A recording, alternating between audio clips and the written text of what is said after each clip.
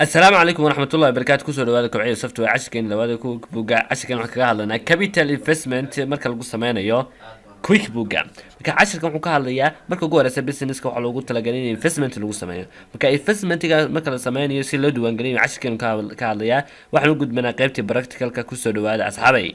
Programka markaan furno sida markuu nagu soo baxo waxaan rabnaa inaan furno programkeeni marka programkeena waxa loo yaqaan kobciye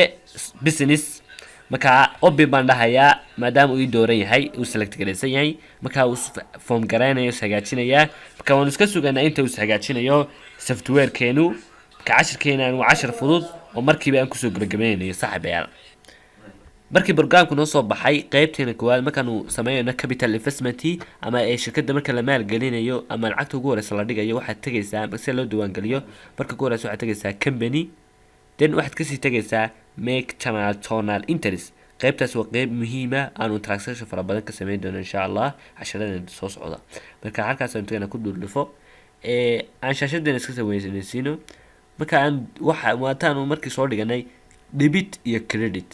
marka aan diiwaan gelino investment waxaan qoranaa marka ugu horeysa halkaas aan ku qoranaa cash baan ku qaadashna waad garanaysaa lacagtii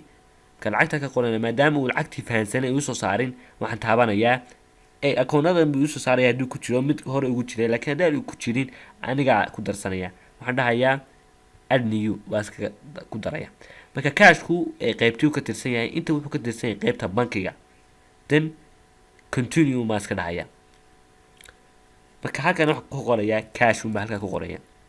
then save and close baan dhahaya then lacagtii waan ku qoraya halka intay ahayd 25,000 baa lagu invest gareeyay balay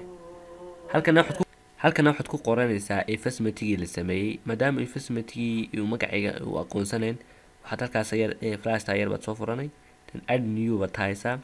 then waxaad haysaa maadaama investmentigii ninkii sameeyay wuxuu noqonayaa equity ni hantiila leh then continue baad haysaa then waxaad ku qoraysaa akoonka magaciisa waxaan ku qorayaa Husainis capital macna wal lacagtii Hussein uu ku maalgeliyay shirkadda halkaan ku qoray then saasay iska kala leegtahay debit iyo credit kaygu is leeyahay totalka adeegtid waa 25,000 marka sidan fudud baa loo diiwaan geliyay investmentiga ama lacagta ugu horeeya marka shirkadda la bilaabayo lagu maalgelinayo marka shirkadda marka bilaabayo lacag baan ku maalgelinay lacagta ugu horeysa sidoo kale loo diiwaan geliyaa marka waxaad sadahaysaa save and close marka hadda shaqadeedii way fushay hadda ka eego reportska qaybta reportska tagaya then company financial then waxaad tagayaa balance sheet standard waxaan eegaya in lacagtii la maalgeliyay marka cash wata aad aragtay 25,000 baa la maalgeliyay marka cashtu waa assetkay ku jirto ka qaybta siba currency-ga equity haddaan u soo noqono waa 25,000 marka 25,000 la diiwaan geliyay maadaama Hussein equity ah denin hanti lahaa lacagtii maalgeliyay saasay soo baxayaan marka debit iyo credit-kii way isleeyihiin ka hadda asset-kii wuxuu leeyahay awnus equity wasleeyihiin marka xisaabta way saxsan yihiin cashirkeeni saasan ku soo gabagabeeyna la sii socda marka asxaabta waxaan leeyahay share like subscribe. Assalamu alaykum warahmatullahi wabarakatuh.